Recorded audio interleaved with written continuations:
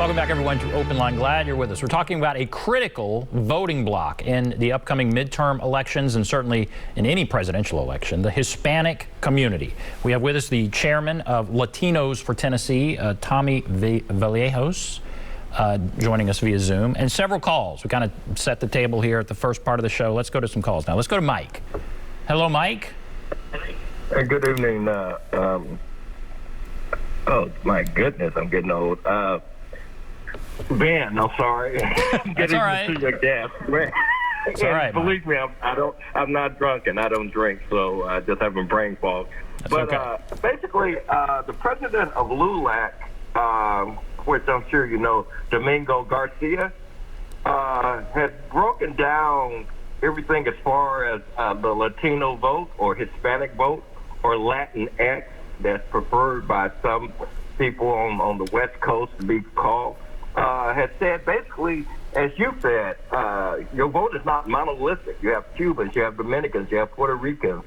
And basically what you're seeing like in Florida, which was shocking to see Miami-Dade get that much of support in this last election for that wanted Trump again, was surprising. But one of the main things that they're showing that he's breaking down is like pretty much what you're saying. The Cuban Americans are more conservative, tend to be.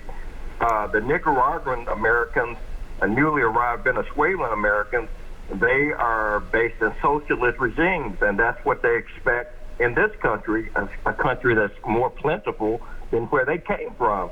And what's happened in Florida, South Florida particularly, is Democrats have failed.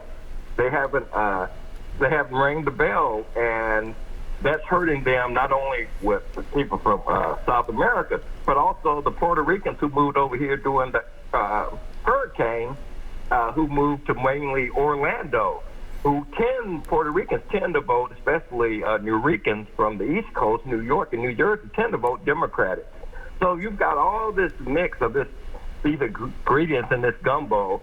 You've got states like Texas, Virginia that are going purple. And all of this is just a time and place in history that's just very unique, and it's interesting to be alive and watching what's happening in real time. I just like to get his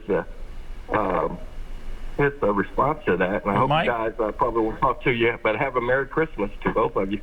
Thank you very much. Thanks, Mike. Thanks for that call. All right, what about everything he just said? Well, I think he's exactly right. LULAC actually did another thing.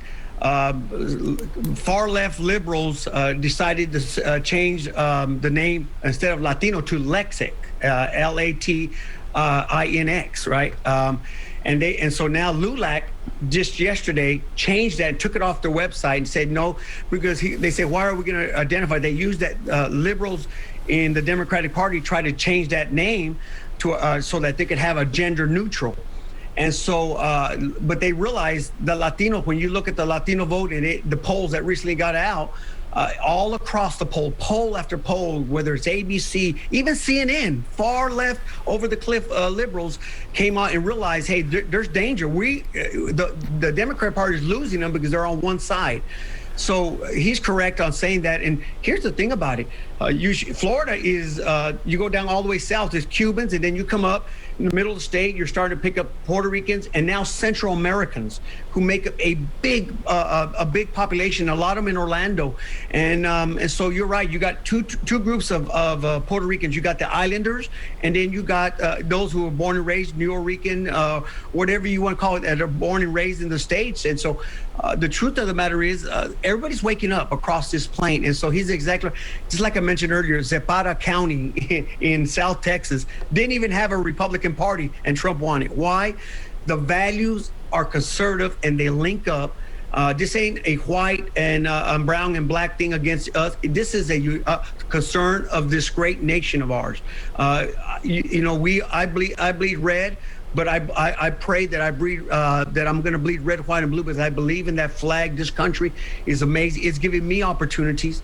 You know, I opened up for the president in 2017 in May when he came to the municipal auditorium, and somebody said, how did that feel? I said, amazing, knowing that I had my brothers go to prison, I had a sister go to prison.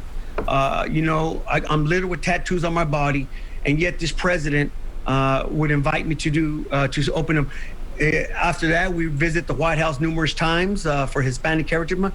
We were influential in helping for the First Step Act because we were so valuable. Criminal justice is a valuable tool, and through that, I serve on the prison board appointed by Governor Lee because he sees the passion of Latinos. We're concerned just like everybody else, and so thank you for that caller. He's directly right. Even LULAC, who is a organization that represents Hispanics of all corners, is seeing the light. So you spoke when President Trump was here over at the Municipal Auditorium. You opened up for him. Yes, sir. So you're not just a small supporter. That's a big supporter. Well, I believe I am. I believe that it was an opportunity of a lifetime. I'm a retired military guy. I served 21 years in peace and war. I fought in war. And I believe in this country because this country gave me an opportunity. And so opening for the president was such an honor.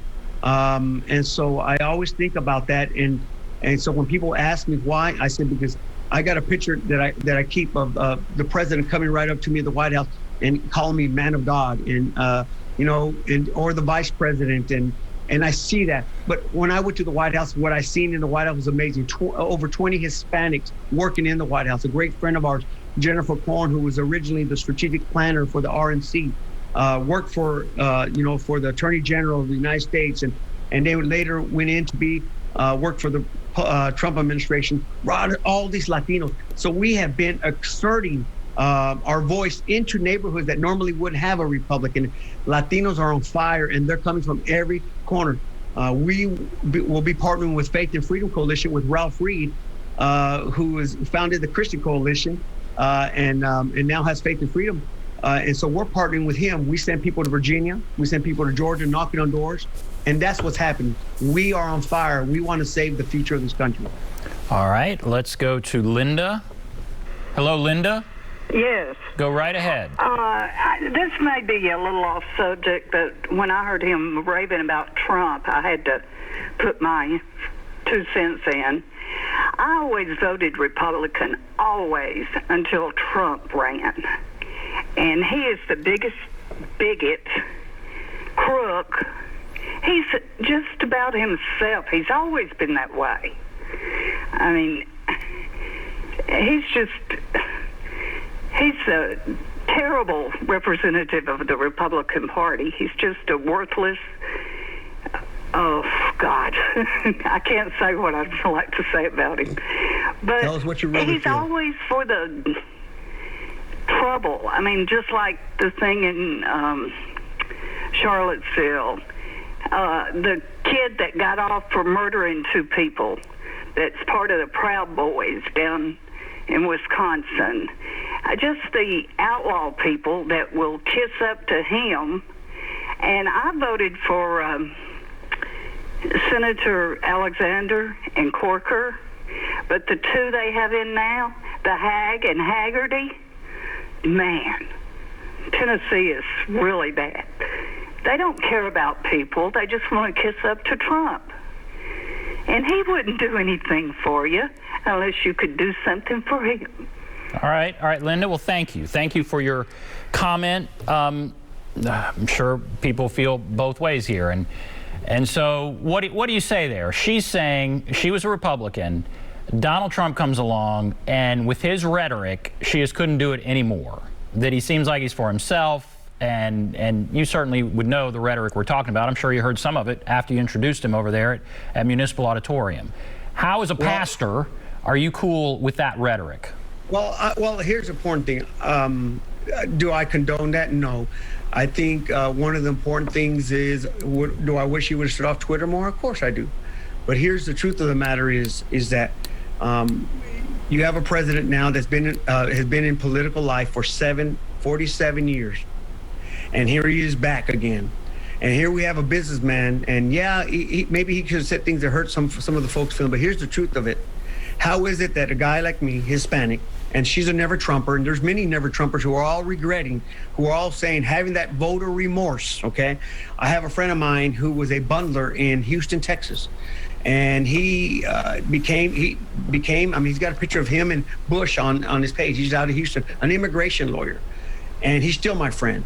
All I know is he changed parties because of immigration. I'm not a one-party kind of one kind of guy, but I do believe that Trump is sincere.